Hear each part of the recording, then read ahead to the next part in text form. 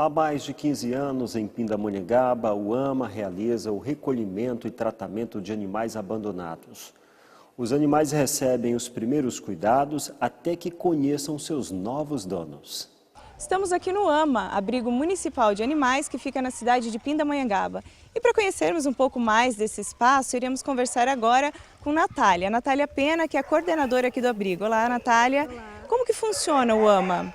O AMA recolhe animais de rua, sendo eles caninos e felinos, e após cuidado, esses animais são encaminhados para adoção. A gente faz um trabalho também com recolhimento de animais de grande porte, equinos e bovinos, que visa evitar acidentes de trânsito que esses animais podem causar soltos nas cidades. E os animais silvestres, também selvagens, a gente recolhe também com apoio da Polícia Ambiental. E qual que é a média de chegada de animais e a média de adoção? Quantos animais vocês têm hoje aqui no abrigo?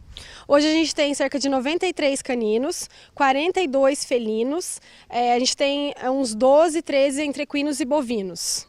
Qual que é a rotina de vocês aqui com os pets? Então, os animais chegam, à medida que eles vão chegando e vão passando pelo tratamento veterinário, vendo as necessidades que eles têm, Aí o veterinário trata desses animais e os que estão saudáveis são encaminhados para adoção.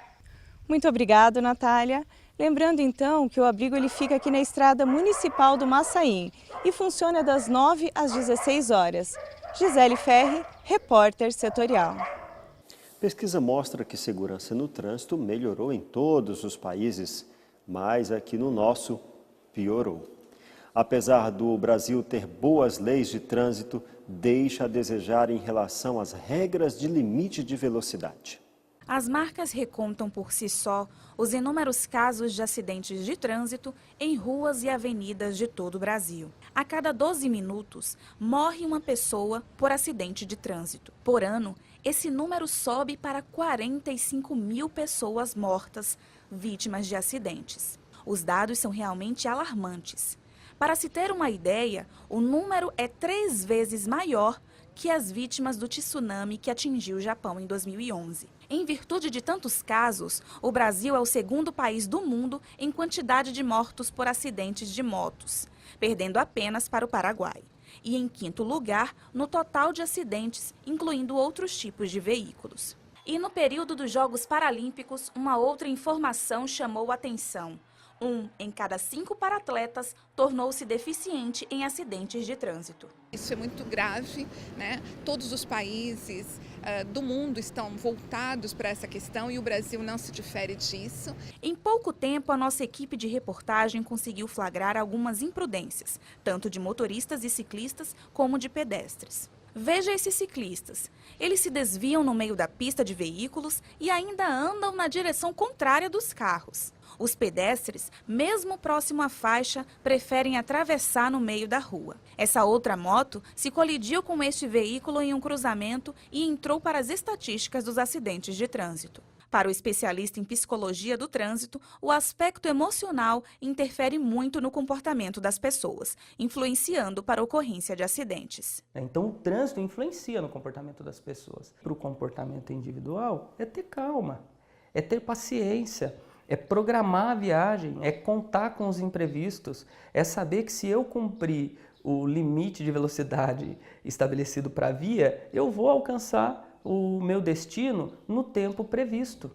Não adianta eu querer encurtar, eu vou me envolver em acidentes. Para reduzir essas estatísticas, o Departamento Nacional de Trânsito, DENATRAN, promove a Semana Nacional de Trânsito.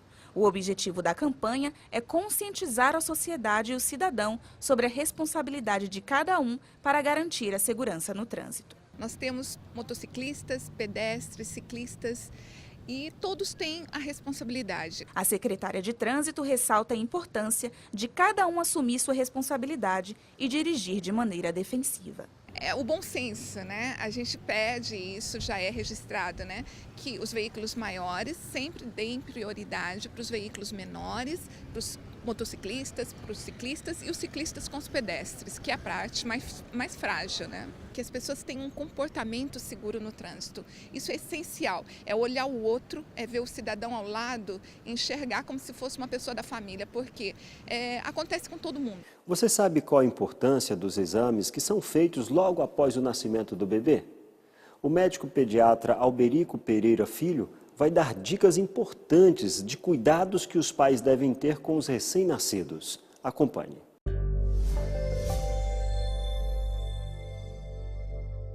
Hoje nós vamos falar sobre o futuro. E para ter um bom futuro, tem que plantar um bom presente. Nós vamos falar sobre criança, nascimento, cuidados, né? Estamos recebendo aqui um mestre dos mestres aí na área da pediatria, Dr. Alberico Pereira, filho, né? Filho, prazer.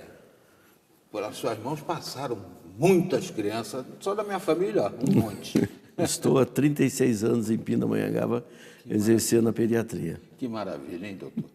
Eu sou do tempo, obviamente que o senhor também, que era só pediatra. Agora tem neonatologista, ebiatra, pediatra. O que mais que tem a pediatria? E dentro da pediatria você tem as subespecialidades, né? Que é nefrologia, cardiologia, pneumologia. Então você tem o pneumologista, o pediatra pneumologista, você tem um pediatra nefrologista.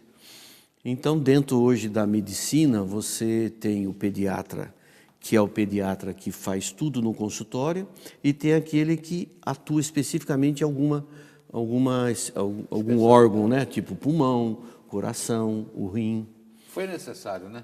Eu acho que foi uma evolução da medicina, né? Há 30 anos atrás, só existia o pediatra, né? Ele fazia tudo. Era o pediatra clínico geral. Né? Ele fazia tudo, e não dá para a gente fazer tudo dentro da pediatria, que é uma área muito extensa. Então, nós precisamos dos especialistas para nos ajudar. Agora, assim como tivemos esse desdobramento todo, também tivemos uma evolução grande aí, quando a criança nasce, né? Esses exames todos. Tem gente que acha, bobagem, teste do pezinho, teste do olho, um monte de testes. São necessários realmente, doutor? Então, você tem o teste do coraçãozinho, o teste da orelhinha, o teste do olhinho, o teste do pezinho, e agora já foi aprovada a lei do teste da linguinha.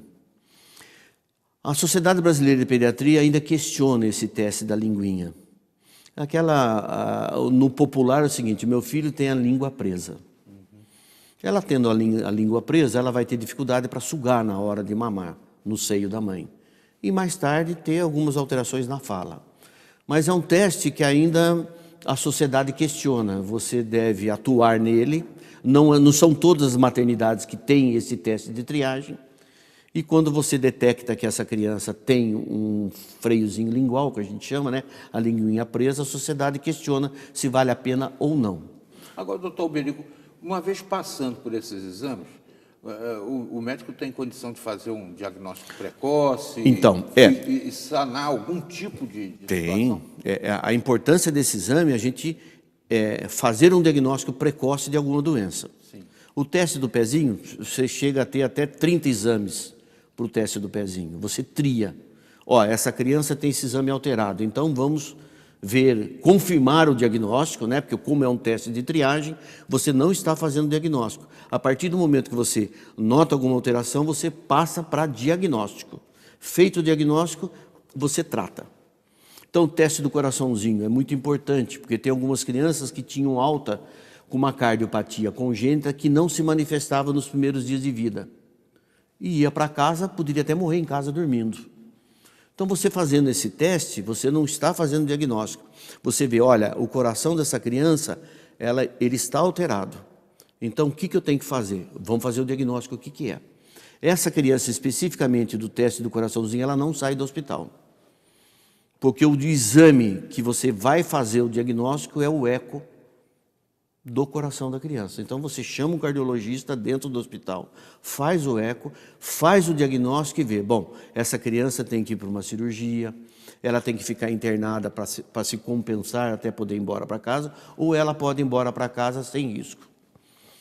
O teste do olhinho, esses testes são todos testes rápidos, que você faz na hora que está examinando a criança. O teste do olhinho, você também detecta alguma alteração na retina da criança. Feito isso daí, essa criança, sim, ela vai para casa e vai para um ambulatório específico para se fazer o diagnóstico. É uma catarata, é um tumor, mas isso você consegue depois encaminhar a criança. O teste da orelhinha, você vai detectar se essa criança tem alguma alteração auditiva. Aquelas pessoas hoje que não falam porque não escutavam, hoje essa realidade já não existe mais se você tiver um programa pós-alta de acompanhamento dessa criança. Vou falar com o senhor sobre essa história daqui a pouco, Tá bom. na sequência da entrevista. Dr. Alberico Pereira Filho, pediatra, está falando conosco aqui sobre os cuidados com a criança e no próximo bloco muito mais coisa você vai saber através da experiência desse brilhante profissional.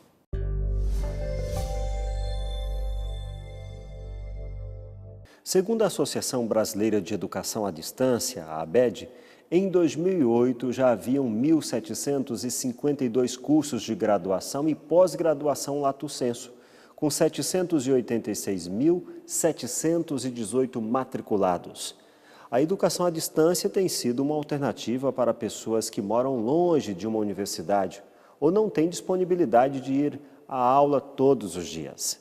E no Brasil, as experiências no ensino à distância começaram no início do século XX com cursos profissionalizantes, por carta, rádio e mais tarde pela TV. Somente com a internet e banda larga, eles se tornaram viáveis na graduação e na pós. A educação à distância tem tido um crescimento significativo nos últimos anos, pois possibilita a graduação para pessoas que moram longe das instituições de ensino, assim como para aquelas que, por algum motivo, não podem frequentar aulas presenciais.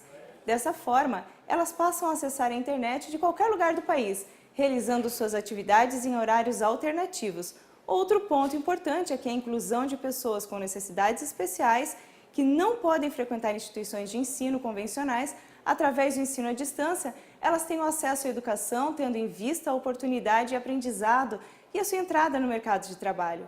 Porém, por existirem poucos diplomados, a desconfiança no mercado ainda é forte.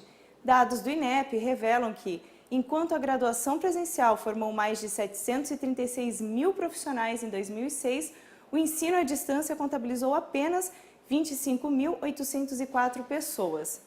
E para quem quiser e tiver interesse em cursar o ensino à distância, é fundamental verificar se a instituição está credenciada, se é reconhecida pelo MEC e se já foi fiscalizada.